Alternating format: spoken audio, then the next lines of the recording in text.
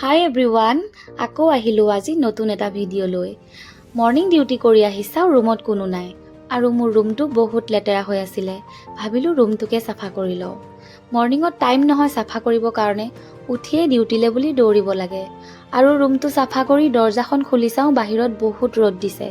ৰ'দটো দেখিয়ে ভাবিলোঁ অলপ কাপোৰ আছে তাকেই ধুই লওঁ। মোৰ ইউনিফৰ্মযোৰো লেতেৰা হৈ আছিলে।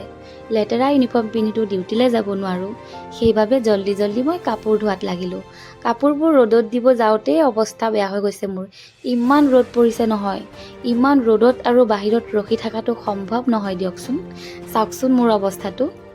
বতাহত উৰি নাযাবৰ কাৰণে মোৰ কাপোৰবোৰত এটা এটা ক্লিপ লগাই দিলোঁ।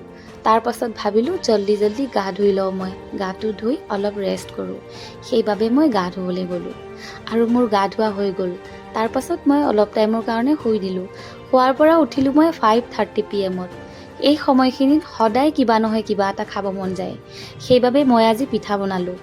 চাউলৰ গুড়া, পিঁয়াজ, জলকীয়া, হালধি গুড়া দি পিঠা বনালোঁ, লগত গাখীৰ চাহ। এয়া চাওকচোন মোৰ ডিছ ৰেডি।